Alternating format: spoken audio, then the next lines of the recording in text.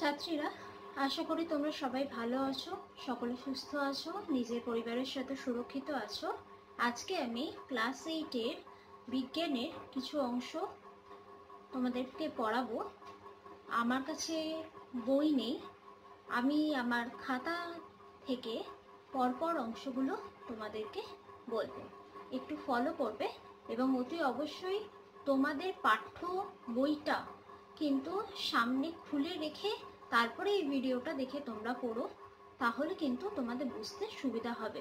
নচেত বুঝতে একটু অসুবিধা হতে পারে, কারণ আমার কাছে তো সমস্ত অংশগুলোর ছবি নেই। আমার কাছে বই না থাকার ফলে আমি তোমাদেরকে বই দেখে পড়াতে পারবো না। তোমাদের নিজেদের বইটা দেখে এবং আমার এই ভিডিওটা দেখে পড়াটা বুঝতে হবে, তাহলে বুঝতে সুবিধা হবে। আজকে বিষয়টা যেটা আমরা পড়ব, সেই পাঠ্য বিষয়টা শুরু করার আগে সেটা সম্পর্কে একটা প্রাথমিক ধারণা করে নেওয়া যাক। আজকে যে বিষয়টা সম্পর্কে আমরা পড়ব, সে বিষয়টা হচ্ছে হরমোন। এখন আমাকে প্রথম যে বিষয়টা সম্পর্কে জানতে হবে সেটা হলো হরমোনটা কি। আমাদের জীবদ্দশায় অর্থাৎ জন্ম থেকে মৃত্যু পর্যন্ত আমাদের জীবনে নানা রকমের পরিবর্তন আসে, প্রতিদিন প্রতিনিয়ত সেই পরিবর্তনটা হচ্ছে। সবসময় কিন্তু আমরা সেটাকে যে খুব ভীষণভাবে অনুভব করতে পারছি সেটা কিন্তু নয়। আমাদের নিজের অজান্তেই আমাদের শরীরের মধ্যে এরকম প্রতিদিন নানা রকম পরিবর্তন কিন্তু আসে। এরকম মনে করো আমাদের প্রতিদিনই দৈর্ঘ্যের বৃদ্ধি ঘটছে, মানে আমাদের উচ্চতার পরিবর্তন হচ্ছে, আমাদের দেহের ওজনের পরিবর্তন হচ্ছে, আমাদের হাড় বা দেহের গঠনের একটা পরিবর্তন আসছে, আমাদের দেহের গঠনের দিক থেকে বিভিন্ন যে পরিবর্তন আসে সেগুলোও কিন্তু হরমোনের কারণেই হয়ে থাকে।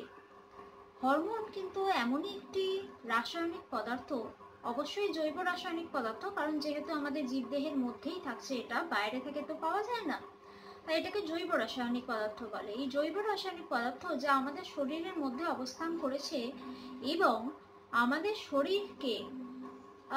শরীরে বিভিন্ন রকমের পরিবর্তন, বিভিন্ন রকমের বৈশিষ্ট্য, এই সমস্ত জিনিসগুলোর সাথে এই হরমোন ওতপ্রোতভাবে জড়িত রয়েছে। মনে করো একটা লোভনীয় খাবার দেখলাম, দেখি কি হলো না, আমার মুখের মধ্যে লালা রস পুরো পরিপূর্ণ হয়ে গেল। মনে কর রাস্তায় ফুচকা দেখেছিস, ফুচকা দেখে তোর ভীষণ লোভ লেগেছে, তোর মুখে জল চলে এসছে। এই যে জল চলে আসা, এটা তো অ্যাকচুয়ালি জল না, এটা হচ্ছে লালা রস। আবার মনে কর তুই একটা খুব ভয়ের সিনেমা দেখছিস, বা তুই একটা বিশেষ কোনো স্থানে গেছিস, সেখানে গিয়ে তোর ভীষণ ভয় লাগছে, তোর মনে হচ্ছে যেন ভেতর থেকে একটা কাঁপুনি অনুভব করছিস, বা তোর মনে হচ্ছে যেন আমার শরীর যেন হিম হয়ে গেল, এরকম একটা অনুভব হচ্ছে।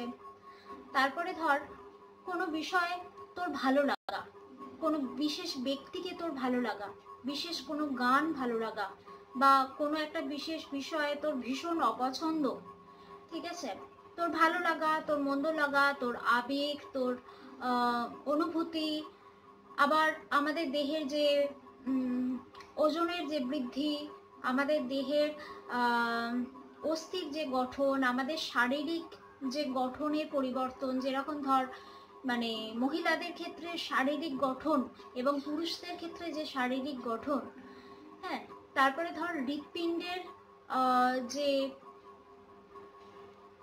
প্রসারণ এবং সংকোচন, অর্থাৎ হৃৎপিণ্ডের স্পন্দন, ব্যাপারটা কিরকম, মানে মনে কর তুই খুব দৌড়ে এলে, বা তুই একটা খুব ভয়ের সিনেমা দেখছিস, বা কোনো একটা কারণের জন্য তুই হঠাৎ করে খুব ভয় পেয়ে গেলি, তোর মনে হবে যেন যে আমার বুকটা যেন দূর দূর করে কাঁপছে, বা তুই তো কম্পনটা অনুভব করতে পারছিস।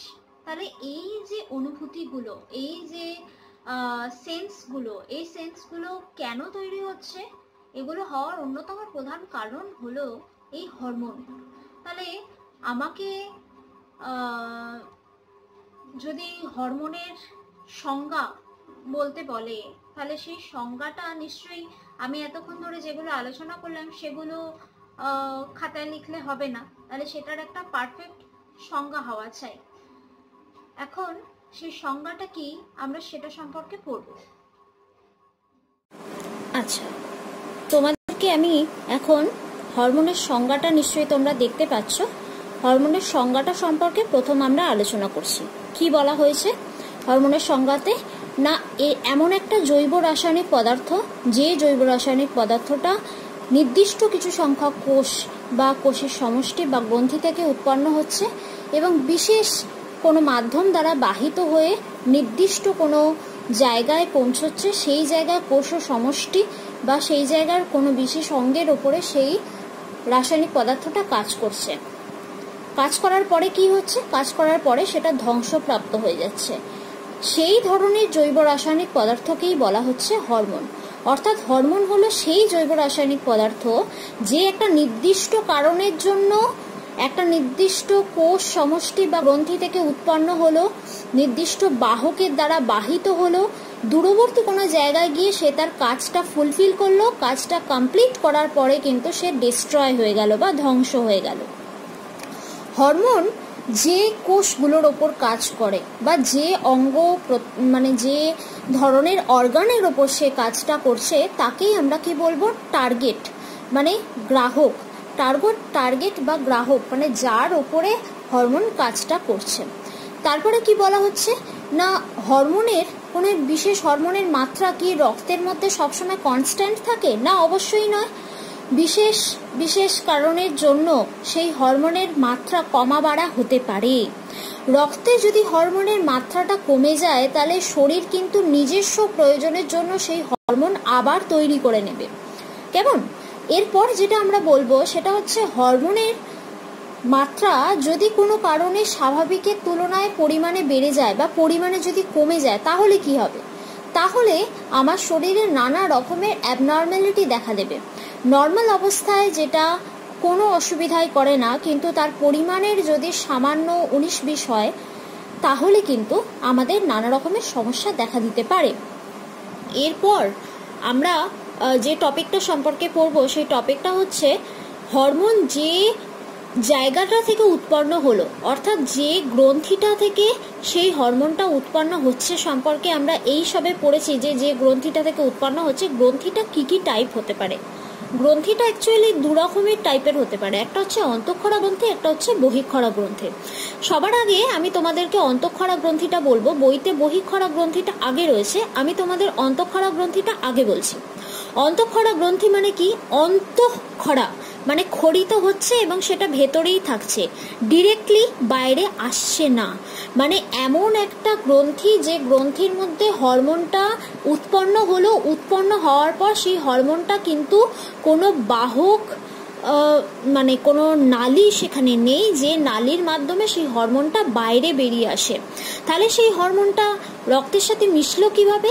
সেই হরমোনটা রক্তের সাথে মিশছে ব্যাপন প্রক্রিয়ার মাধ্যমে। ব্যাপারটা কিরকম? ব্যাপারটা হলো একটা থলি বা একটা গ্রন্থি যার মধ্যে হরমোনটা উৎপন্ন হলো, উৎপন্ন হওয়া মানে হচ্ছে সেখানে তার ঘনত্বটা বেড়ে যাচ্ছে। দেখো আমি এখানে একটা সামান্য মানে ছবি আঁকার চেষ্টা করছিলাম যে তোমাদেরকে বোঝাবো বলে। মনে করো যে এরকম একটা কুঁজোর মতো কিছু একটা টাইপের রয়েছে, এর মধ্যে ধরো এই গ্ল্যান্ডটার মধ্যে ধরো হরমোনটা উৎপন্ন হলো।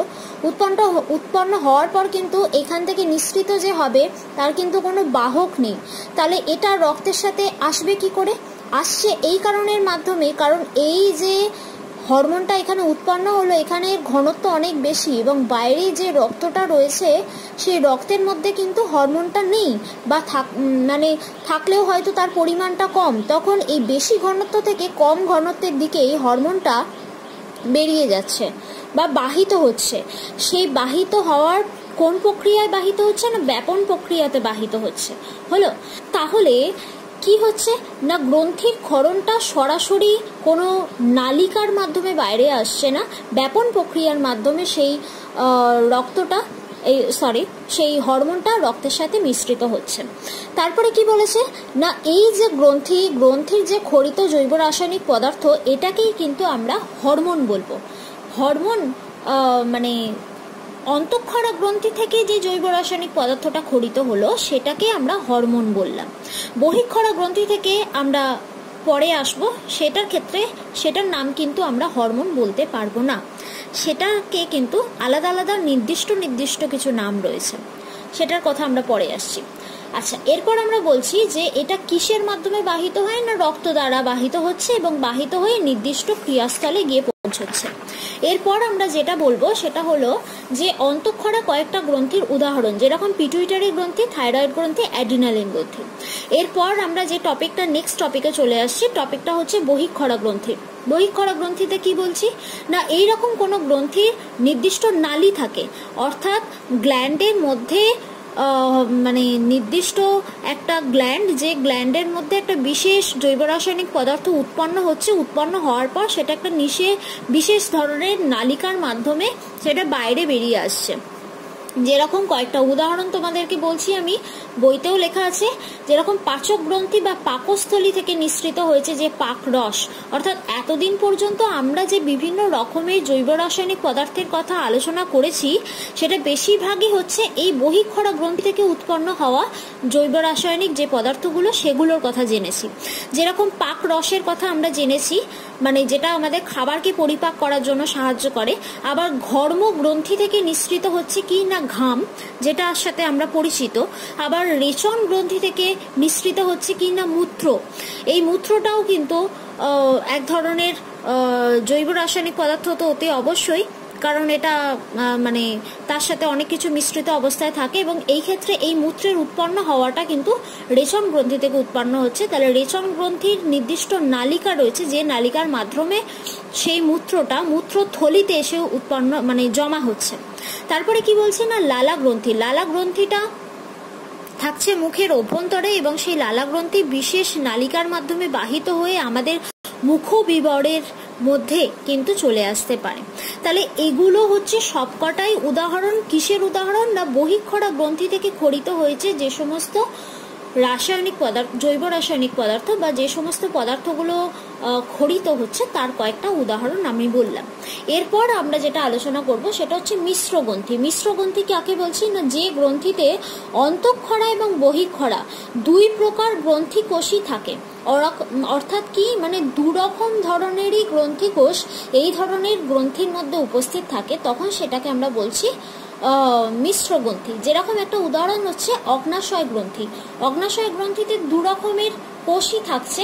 নালিকাবিহীন কোষ থেকে যেটা উৎপন্ন হচ্ছে সেটা হলো হরমোন, এবং নালিকা যুক্ত কোষ থেকে যেটা উৎপন্ন হলো সেটাকে আমরা বলি উৎসেচক। কি নাম বলছি, এই ধরনের যে জৈব রাসায়নিক পদার্থ সেগুলোকে আমরা কি বলছি না উৎসেচক বলতে পারি। ঠিক আছে, মানে এই যে পাক রস আমরা বললাম, এই মাত্র এই পাক রসের মধ্যে যে জৈব রাসায়নিক পদার্থটা উৎপন্ন মানে মিশ্রিত অবস্থায় থাকে, সেই জৈব রাসায়নিক পদার্থটাকে আমরা বলি উৎসেচক। ঠিক আছে, তাহলে নালিকাবিহীন কোষ থেকে উৎপন্ন হলো হরমোন এবং নালিকা যুক্ত কোষ থেকে উৎপন্ন হলো উৎসেচক। এরা দুজনে মিলে কি করে না, দুজনে মিলেই কিন্তু খাবারটাকে ভাঙতে সাহায্য করে। দুজনে মিলিতভাবে কিন্তু তারা খাবারটাকে ভাঙতে সাহায্য করছে। যেহেতু অগ্নাশয় গ্রন্থি এমন একটা গ্রন্থি যে গ্রন্থির মধ্যে অন্তঃক্ষরা এবং বহিঃক্ষরা উভয় প্রকার গ্রন্থি কোষই থাকে, তাই এই অগ্নাশয় গ্রন্থিকে কিন্তু মিশ্র গ্রন্থি বলে। এটা সম্পর্কে কিন্তু তোমাদের একটা প্রশ্ন আসে যে অগ্নাশয় গ্রন্থিকে কেন মিশ্র গ্রন্থি বলে। তার কারণটা হিসাবে আমরা এটা লিখব যে এটার মধ্যে দু রকমের গ্রন্থি কোষই থাকে, অন্তঃক্ষরা এবং বহিঃক্ষরা। নালিকাবিহীন যে কোষটা সেটা থেকে উৎপন্ন হয় হরমোন, এবং নালিকা যুক্ত যে কোষটা সেটা থেকে উৎপন্ন হয় উৎসেচক, এবং উভয় মিলেই খাবারটাকে ভাঙতে সাহায্য করে। আচ্ছা, এখানে একটা কথা বলি যে আমরা ক্লাসে যেরকমভাবে পড়ি এখানে তো সেরকমভাবে পড়াটা সম্ভবপর হচ্ছে না, তাই খুব সামান্য জায়গাগুলো মানে যেগুলো খুব ইম্পর্টেন্ট জায়গা আমি শুধুমাত্র সেই জায়গাগুলোই একটুখানি এক্সপ্লেন করে দিচ্ছি, যাতে তোমাদের বই থেকে পড়াটা বুঝতে একটু সুবিধা হয়। পরবর্তী সময় যদি কোনো প্রশ্ন থেকে থাকে স্কুল খোলার পর আলোচনা করো, তখন সামনাসামনি আলোচনা করলে তোমাদের সামনে বিষয়টা আরো পরিষ্কার হবে।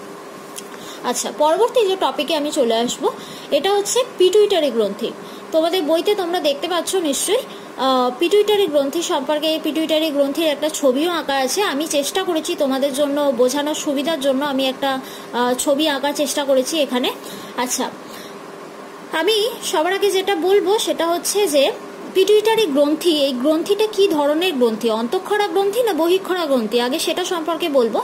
এটা বলছে যে মানব দেহের সব থেকে ছোট কিন্তু সব থেকে শক্তিশালী পিটুইটারি গ্ল্যান্ড ইজ মানে সব থেকে বেশি শক্তিশালী গ্ল্যান্ড, এবং অবশ্যই এটা অন্তঃক্ষরা গ্রন্থি যেটা আমাদের মস্তিষ্কের মধ্যে থাকে।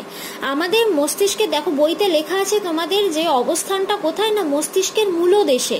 মস্তিষ্কের মূলদেশ মানে কি বলবো না, মস্তিষ্ক দেখো ছবিটা, মনে করো একটা মানুষ যে মাথায় পাগড়ি পরে আছে, পাগড়িটা খুলে নিলে পাকড়ির ভেতরে মাথার যে অংশটা, এইটা মনে করো তোমার পাকড়ি দেয়া অংশটা, পাগড়িটা খুলে নিলে মাথার এই যে মূল অংশটা, মাথার ভেতরের এই যে মূল অংশটা, এই মূল অংশটাতেই কিন্তু থাকে এই পিটুইটারি গ্ল্যান্ড। এই পিটুইটারি গ্ল্যান্ডের দুটো অংশ থাকে, এটা সম্পর্কে আমরা বলবো। আমি আরেকবার কি অবস্থানটা তোমাদের সামনে পরিষ্কার করে দিচ্ছি। মনে করো একটা ব্যক্তি মাথাতে একটা পাগড়ি পরে রয়েছে, মাথায় একটা পাগড়ি পরে রয়েছে, পাগড়িটা খোলার পর মাথার চুলটা থাকে তো, বা মাথার যে তলটা থাকে তো, এখানেও হচ্ছে ব্যাপারটা ঠিক সেরকমই। এটা হচ্ছে মস্তিষ্কের মধ্যে, করোটির মধ্যে মস্তিষ্কের যে অংশটা, করোটির মধ্যে মস্তিষ্কের যে অংশটা সেটা ছবি দেখিয়েছি, সেটা ঠিক ভিতরের দিকে, মানে একদম পুরো জিনিসটা ভেতরে সংরক্ষিত অবস্থায় থাকে এবং তার উপরে পুরো জিনিসটা চাপা দেওয়া থাকে, ঠিক আছে। এইটা হচ্ছে আমাদের মস্তিষ্কের মূলদেশে দুটো খণ্ডে, পিটুইটারি দুটো অংশ, একটা সামনের অংশ একটা পিছনের অংশ। সামনের অংশটাকে আমরা বলি অগ্র পিটুইটারি, যেহেতু সামনে থাকে, সামনের দিকের আমাদের মুখের দিকের যে অংশটা সেই দিকটাকে আমরা বলি অগ্র পিটুইটারি, এবং পিছন দিকের যে অংশটা সেটাকে আমরা বলি পশ্চাৎ পিটুইটারি। হলো?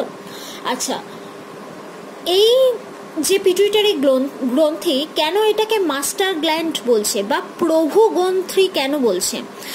মাস্টার গ্ল্যান্ড বলার অন্যতম কারণ হচ্ছে পিটুইটারি গ্ল্যান্ডের মূলত কাজ যেটা, পিটুইটারি কিন্তু সবাইকে সুপারভাইজ করে। মানে পিটুইটারি গ্ল্যান্ড চারটে বড় বড় গ্ল্যান্ডকে সুপারভাইজ করে। শুধু চারটে বড় বড় গ্ল্যান্ড ছাড়াও কিন্তু আরো অনেক ছোট গ্ল্যান্ডও রয়েছে, যেগুলোর কথা আমাদের এই মুহূর্তে ক্লাস 8-এ ডিসকাস করা নেই, সেটা আমরা অনেক হায়ার স্টাডিজে গিয়ে পড়বো। আমরা এখানে পড়বো মূলত চারটে গ্ল্যান্ডের কথা, যে চারটে গ্ল্যান্ডকে সুপারভাইজ করে এই পিটুইটারি গ্ল্যান্ড।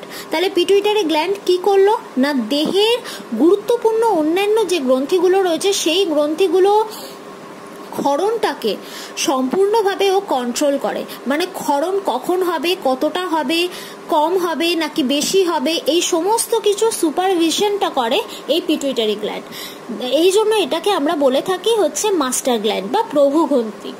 আচ্ছা, এই পিটুইটারি গ্ল্যান্ডের থেকে যে চারটে মেন হরমোন বা যে চারটে মেন গ্ল্যান্ডকে কন্ট্রোল করে, এর থেকে অ্যাকচুয়ালি পিটুইটারি গ্রন্থি থেকে কি খরিত হয়, গ্রন্থি থেকে হরমোন খরিত হয়। সেই হরমোনগুলো কন্ট্রোল করে আলাদা আলাদা কোনো স্থানে গিয়ে আলাদা আলাদা কাউকে কন্ট্রোল করছে, তাই তো? আমি তোমাদেরকে পুরো ব্যাপারটা বোঝাচ্ছি। মানে এই যে ধরো পিটুইটারি গ্ল্যান্ড, এই পিটুইটারি গ্ল্যান্ড থেকে চারটে হরমোন নিঃসৃত হচ্ছে। চারটে হরমোন আমি তোমাদের একটু আগেই বলেছি যে চারটে বড় বড় গ্ল্যান্ডকে সুপারভাইজ করে, তাই তো? এই গ্ল্যান্ডকে কিন্তু ডিরেক্টলি সুপারভাইজ করে না, সুপারভিশন করে, মানে কন্ট্রোল যে করছে, কন্ট্রোল করে কারোর একটা মাধ্যমে। কার মাধ্যমে? হরমোনের মাধ্যমে। দেখো, প্রথম যে হরমোনটা, সেই হরমোনটার নাম হচ্ছে সোমাটোট্রপিক হরমোন বা সোমাটোট্রপিক হরমোনকে আমরা বলে থাকি এসটিএইচ হরমোন। আমি এখানে লিখে হচ্ছে এসটিএইচ হরমোন, সোমাটোট্রপিক হরমোন। দ্বিতীয় যেটা সেটা হচ্ছে থাইরয়েড হরমোন। তৃতীয় যেটা সেটা হচ্ছে গোনাডোট্রপিক হরমোন, আর একটা হচ্ছে ভ্যাসোপ্রেসিন হরমোন। চারটে হচ্ছে মেন হরমোন এটা থেকে খরিত হয়, চারটে হরমোন। একটা হচ্ছে এসটিএইচ বা সোমাটোট্রপিক, একটা হচ্ছে থাইরয়েড হরমোন, একটা গোনাডোট্রপিক, আর একটা হচ্ছে ভ্যাসোপ্রেসিন হরমোন। প্রথম যেটা আসছি সেটা হচ্ছে সোমাটোট্রপিক হরমোন বা এসটিএইচ হরমোন। সোমাটোট্রপিক হরমোনের কাজ কি? সোমাটোট্রপিক হরমোন হচ্ছে যে হরমোনটা আমাদের পেশি এবং হাড়গুলোর দৈর্ঘ্য বাড়ায় এবং সেগুলোর দৈর্ঘ্য বৃদ্ধিটাকে নিয়ন্ত্রণ করে। অর্থাৎ আমরা যখন ছোট থেকে বড় হচ্ছি, আমাদের যখন 2 মাস বয়স আর আমাদের যখন 2 বছর বয়স, আমাদের মানে দুটো বয়সে আমাদের শরীরের গঠনের তো নিশ্চয়ই পরিবর্তন ঘটেছে। এটা তো তোমরা নিজেরাও তো বুঝতে পারো যে আমাদের শরীরের প্রতিনিয়ত কীরকমভাবে পরিবর্তনগুলো হচ্ছে। তাহলে এক্ষেত্রে যে মানে বিভিন্ন পেশি এবং বিভিন্ন হাড়গুলোর দৈর্ঘ্য বৃদ্ধি ঘটাতে সাহায্য করছে এই এসটিএইচ হরমোন। আর গুরুত্বপূর্ণ কাজ কি না, প্রোটিন উৎপাদনকে বাড়ায় এবং তার ক্ষয়কে রোধ করে, মানে প্রোটিনটা দেহেতে উৎপন্ন হতে সাহায্য করছে এবং যাতে না প্রোটিন তাড়াতাড়ি ক্ষয় হয়ে যায় সেটাকেও কিন্তু কন্ট্রোল করে এই এসটিএইচ হরমোন। অপরটার নাম কি? এর অপর নাম হচ্ছে বৃদ্ধি পোষক হরমোন। কেন বৃদ্ধি পোষক বলেছে না, বৃদ্ধিটাকে হতে সাহায্য করেছে, সেই জন্যই এর নাম হচ্ছে বৃদ্ধি পোষক হরমোন। আচ্ছা, এরপর কি বলেছে না, ছোটবেলায় যদি এই হরমোনটা বেশি ক্ষরিত হয়ে যায়, মানে এই সোম্যাটোট্রপিক হরমোন যেটা কিনা পিটুইটারি থেকে ক্ষরিত হচ্ছে, ছোটবেলায় যদি এর পরিমাণটা মানে ক্ষরণের পরিমাণটা মাত্রা অতিরিক্ত হয়ে যায় কোনো বিশেষ কারণবশত, তাহলে সেক্ষেত্রে কি ক্ষতি হতে পারে না, সেক্ষেত্রে সেই ব্যক্তির হাইট 7 থেকে 8 ফুট পর্যন্ত হয়ে যেতে পারে। আর যদি কম ক্ষরিত হয়, মানে প্রয়োজনের তুলনায় যদি কম পরিমাণে ক্ষরিত হয়, তাহলে কি হতে পারে, তাহলে তার উচ্চতা 3 ফুটের থেকেও কম হতে পারে।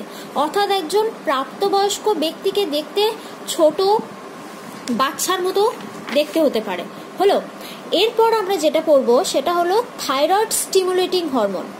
থাইরয়েড স্টিমুলেটিং হরমোন, হরমোনটার নাম হলো থাইরয়েড স্টিমুলেটিং হরমোন, ঠিক আছে, যেটা কোথা থেকে ক্ষরিত হচ্ছে না, পিটুইটারি থেকে ক্ষরিত হচ্ছে।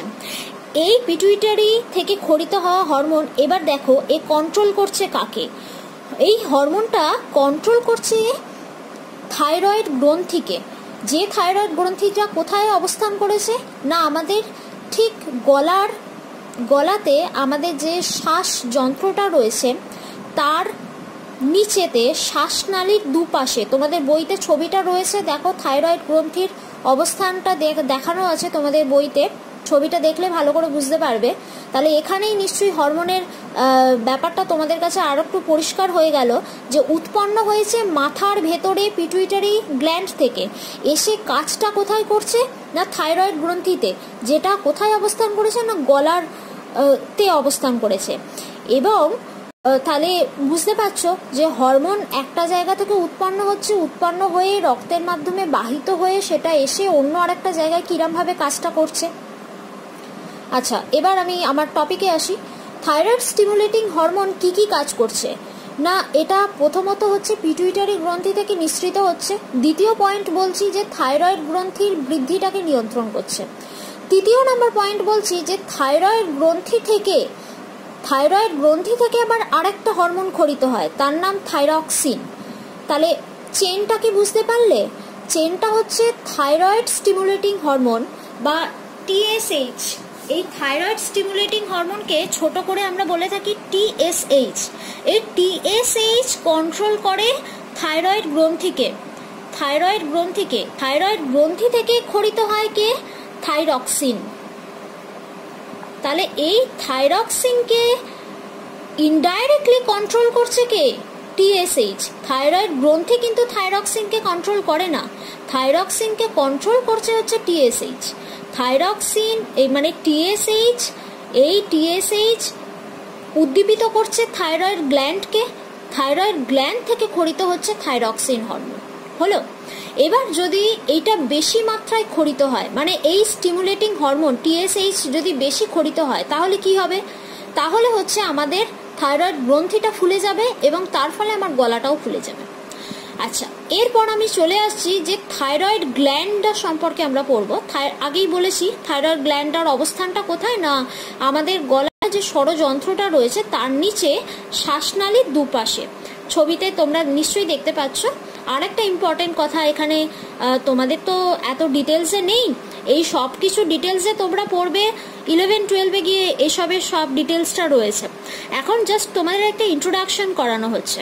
তো থাইরয়েড গ্রন্থি সম্পর্কে তোমরা মানে জাস্ট অবস্থান এবং সেখান থেকে কি ক্ষরিত হয় সেগুলো সম্পর্কেই পড়বে। এখান থেকে ক্ষরিত হচ্ছে আমাদের থাইরক্সিন নামক একটি হরমোন খরিত হচ্ছে।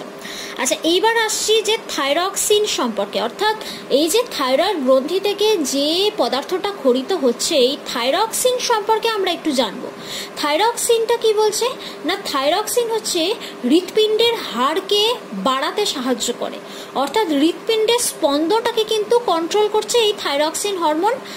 শুধুমাত্র যে থাইরক্সিনই কন্ট্রোল করছে সেটা কিন্তু নয়, কিন্তু থাইরক্সিন কিছু মাত্রায় হলেও কন্ট্রোল করছে, ঠিক আছে। তাহলে হৃৎপেশি মানে হৃৎপিণ্ডের স্পন্দন হাড়কে নিয়ন্ত্রণ করতে বা বাড়াতে সাহায্য করে এই থাইরক্সিন হরমোন। আর কি করে না, শরীরের শক্তি উৎপাদনকে বাড়াতে সাহায্য করে, অর্থাৎ শরীর যাতে আরো বেশি করে কাজ করতে পারে তাই শক্তি উৎপাদন করতে সাহায্য করে। কোষে কোষে অক্সিজেন সাপ্লাই এবং সেই অক্সিজেন সাপ্লাইকে বাড়িয়ে তার ব্যবহারটাকে বাড়িয়ে দিতে সাহায্য করে। মানে অক্সিজেন শুধু পৌঁছে যায় তো তোমরা নিশ্চয়ই জানো যে রক্তের মধ্যে থাকা হিমোগ্লোবিন যে আমাদের অক্সিজেনকে ক্যারি করে নিয়ে যাচ্ছে, এগুলো তো তোমরা আগেই জেনেছো। এখন কথা হলো যে কোষের মধ্যে অক্সিজেন যাতে আরো বেশি করে কোষ সেই অক্সিজেনটাকে ব্যবহার করতে পারে, সেইটার জন্য কিন্তু থাইরক্সিন সাহায্য করে। আর কি করে না, আমার হাড় এবং পেশিকে বাড়াতে সাহায্য করে। হলো, তাহলে এই হয়ে গেল আমাদের থাইরক্সিন হরমোন সম্পর্কে আমরা কয়েকটা কথা জেনে নিলাম। এগুলো হচ্ছে যেগুলো ইম্পর্টেন্ট কিছু পয়েন্ট আমি তোমাদের সুবিধার জন্য একটা জায়গায় লিখে নিয়েছিলাম যাতে আমার বোঝাতে সুবিধা হয়। এরপর তোমাদের যে টপিকটা রয়েছে সেটা হচ্ছে অগ্নাশয়। অগ্নাশয়টা কি দেখো, আমি খাতায় একটা ছবি এঁকে নিয়েছি, তোমাদেরকে এখানে বলাও হয়েছে যে ক্ষুদ্রান্তের যে ডিওডেনামের ইউ আকৃতির অংশ, ক্ষুদ্রান্তের একটা ছবি আমি এখানে এঁকেছি, তোমরা দেখতে পাচ্ছ। এই যে ইউ আকৃতির যে অংশটা দেখতে পাচ্ছ, এই ইউ আকৃতির অংশটার বাঁদিক থেকে শুরু করে আর এদিকে পর্যন্ত ঠিক একটা পাতার মতো অবস্থান করে এই অগ্নাশয়টা। প্লীহা পর্যন্ত অবশ্যই রয়েছে, মানে এই দিকে অবস্থান করেছে প্লীহা, তো সেই দিক পর্যন্ত বিস্তৃত অবস্থায় অবস্থান করেছে অগ্নাশয়।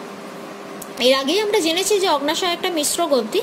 আচ্ছা, অগ্নাশয়ের থেকে কি কি খরিত হয়, অগ্নাশয় একটা গ্রন্থি, তাহলে নিশ্চয়ই এখান থেকে কিছু না কিছু খরিত হয়। কি কি খরিত হয় না, এখান থেকে খরিত হচ্ছে ইনসুলিন এবং গ্লুকাগন, দুটো হরমোন খরিত হচ্ছে, একটা হচ্ছে ইনসুলিন আর একটা হচ্ছে গ্লুকাগন। আচ্ছা, এরপরে যে টপিকটা আমরা পড়বো সেটা হচ্ছে ইনসুলিন সম্পর্কে আমরা একটু পড়ে নেব। ইনসুলিনটা কি না, ইনসুলিনের উৎসস্থল কোথা থেকে উৎপন্ন হলো, ইনসুলিন অগ্নাশয় গ্রন্থি, আগেই তোমরা পড়লে। এরপর হচ্ছে যে কাজটা কি, কাজটা হচ্ছে যে হরমোনের সাথে মিশে গিয়ে গ্লুকোজকে কোষে কোষে প্রবেশ করতে সাহায্য করে, অর্থাৎ গ্লুকোজ যেটা রক্তের সাথে মিশে রয়েছে সেই গ্লুকোজটা যাতে সেলসের মধ্যে অ্যাবজর্ব হতে পারে, মানে কোষের মধ্যে যাতে সেটা প্রবেশ করতে পারে, সেটার জন্য সাহায্য করছে ইনসুলিন। এবার কি বলেছে না, গ্লুকোজটাকে ব্রেক করে, গ্লুকোজটাকে ভেঙে সেই গ্লুকোজ থেকে এনার্জি ফর্মেশন করতে সাহায্য করছে, শক্তি উৎপাদন করতে সাহায্য করছে। হলো, এরপর কি বলেছে না, যকৃৎ ও পেশি কোষে এই গ্লুকোজকে সঞ্চয় করছে, সঞ্চয় করে রাখছে, যখন প্রয়োজন হবে তখন আবার সেটাকে ইউজ করা যাবে। কোথায় সঞ্চয় করছে না, যকৃৎ এবং পেশি কোষের মধ্যে। কিভাবে সঞ্চয় করছে না, গ্লাইকোজেন রূপে সেটাকে গ্লুকোজটাকে সঞ্চয় করে। কখনো কখনো প্রোটিন এবং ফ্যাট থেকে গ্লুকোজটা উৎপাদন হতে বাধা দেয়, এটা হচ্ছে আর একটা ইম্পর্টেন্ট কাজ। এবং সবচেয়ে ইম্পর্টেন্ট কাজ যেটা, সেটা হচ্ছে কি না, রক্তের মধ্যে গ্লুকোজের মাত্রাটাকে নিয়ন্ত্রণ করে এবং ডায়াবেটিস রোগের সম্ভাবনা কমায়। অর্থাৎ ইনসুলিন এমন একটা হরমোন যে হরমোনটা আমাদের রক্তের মধ্যে যে গ্লুকোজ থাকবে তার মাত্রাটাকে নিয়ন্ত্রণ করে এবং এই রোগের সম্ভাবনাটা কমায়। তাই এর অপর নাম হচ্ছে অ্যান্টি ডায়াবেটিক হরমোন। হরমোনটার অপর নাম অ্যান্টি ডায়াবেটিক হরমোন। ছোট কোশ্চেন আসতে পারে, কোন হরমোনকে অ্যান্টি ডায়াবেটিক হরমোন বলে বা ইনসুলিনকে কেন অ্যান্টি ডায়াবেটিক হরমোন বলে, তখন এই ধরনের উত্তরটা লিখতে এভাবে পয়েন্ট করে লিখেছি যাতে তোমাদের বুঝতে সুবিধা হয় এবং প্রশ্নের উত্তরগুলো তোমরা তাড়াতাড়ি বেছে নিতে পারো। আচ্ছা, এরপর তোমাদেরকে যেটা সম্পর্কে বলবো সেটা হচ্ছে যে এই ইনসুলিন হরমোন যদি কম খরিত হয় তাহলে আমার কি কি অসুবিধা হতে পারে। তোমাদের আশেপাশে বা তোমার পরিবারের সদস্যদের মধ্যে অনেক সময় তোমরা নিশ্চয়ই শুনেছো যে মানুষটি ডায়াবেটিস রোগের শিকার। এই কথাটা নিশ্চয়ই তোমরা শুনেছো। এই ডায়াবেটিস হচ্ছে একটা রোগের নাম, ঠিক আছে? এই রোগটা কেন হতে পারে না? রোগটার কারণ হচ্ছে রোগটা রক্তের মধ্যে যদি তোমার গ্লুকোজের মাত্রাটা সঠিক না থেকে থাকে, মানে পরিমাণের যদি অনেক বেশি পরিমাণে থেকে থাকে, তখনই কিন্তু এই ধরনের সমস্যা দেখা দিতে পারে। এখন আমি তোমাদেরকে বলবো যে পরিমাণে যদি কম হয়, মানে ক্ষরণটা যদি কম হয়, ইনসুলিন যতটা দরকার শরীর ততটা ইনসুলিন তৈরি করতে পারছে না, ইনসুলিনের খামতি হচ্ছে শরীরে, তাহলে কি হবে? তাহলে বলছে যে রক্তের মধ্যে গ্লুকোজের পরিমাণটা বেড়ে যায়। কেন বেড়ে যায় কারণটা নিজেরাই বোঝো। এখানে প্রথমেই আমরা বলেছি যে গ্লুকোজটাকে কোষে কোষে প্রবেশ করতে সাহায্য করে, গ্লুকোজটাকে ভাঙতে সাহায্য করে। এখন যদি ইনসুলিন না থেকে থাকে তাহলে গ্লুকোজটাকে ভাঙতেও পারবে না, কোষের মধ্যে অ্যাবজর্বও করাতে পারবে না, তাহলে রক্তের মধ্যে গ্লুকোজের মাত্রাটা বেড়ে যাবে। তার ফলে কি হবে না, মূত্রের সাথে কিন্তু সেই গ্লুকোজটা দেহ থেকে বাইরে বেরিয়ে যাবে। মানে যে গ্লুকোজটার আমার শরীরে থাকার প্রয়োজন ছিল, সেই গ্লুকোজটা শরীরের মধ্যে না থেকে সেটা মূত্রের মাধ্যমে দেহ থেকে বাইরে বেরিয়ে যাচ্ছে, তাহলে সেটা আমার একটা খারাপ হয়ে গেল। 2 নম্বর হচ্ছে যে কোষে যে প্রয়োজনীয় গ্লুকোজটা, মানে কোষের মধ্যে যতটা গ্লুকোজ আমার প্রয়োজন ছিল সেটা প্রবেশ করতে পারছে না, সেটাও আমার জন্য একটা প্রবলেম ক্রিয়েট করছে। তৃতীয় কি বলছে যে রক্তে গ্লুকোজের পরিমাণটা বেশি হয়ে যাওয়ার জন্য আমার রোগ জীবাণুর সংক্রমণের পরিমাণটা বেড়ে যাবে, অর্থাৎ আমি বেশি পরিমাণে অসুস্থ হতে শুরু করব। তারপরে কি বলেছে না, হৃৎপিণ্ড, বৃক্ক এবং চোখের কার্যক্ষমতা কমে যাবে। মানে সব জায়গাতে গ্লুকোজের সঞ্চয়ের পরিমাণটা যেহেতু বেড়ে যাচ্ছে, রক্তের মধ্যে গ্লুকোজের সঞ্চয়ের পরিমাণটা মাত্রাটা যেহেতু কন্ট্রোল থাকছে না, সেই কারণের জন্য আমাদের বিভিন্ন মাল্টি অর্গানস তাদের কাজ কিন্তু সঠিকভাবে করতে পারবে না। আর কি হবে না, বারে বারে খিদে পাবে এবং শরীরের মধ্যে একটা অবসন্ন ভাব অনুভব করবে, অর্থাৎ শরীর দুর্বল হয়ে পড়বে, এইটা একটা অনুভূতি সৃষ্টি হবে। আচ্ছা, আজকে আমাদের ক্লাসটা এতটা পর্যন্তই থাকলো। এর পরের দিন আমরা নেক্সট অংশটা আলোচনা করব। আগেই বলেছি, তাও আরেকবার বলছি, ক্লাসে আমরা যেভাবে পড়ি এখানে কিন্তু সেভাবে পড়াটা সম্ভবপর নয়, তাই যেগুলো খুব ইম্পর্টেন্ট পয়েন্ট শুধুমাত্র সেই পয়েন্টগুলোই আলোচনা করে দিলাম। তোমাদের সমস্যা থাকলে লিখে জানাতে পারো, আমি যথাসম্ভব চেষ্টা করব তোমাদেরকে সাহায্য করার জন্য। আজকে ক্লাস এখানেই শেষ হচ্ছে।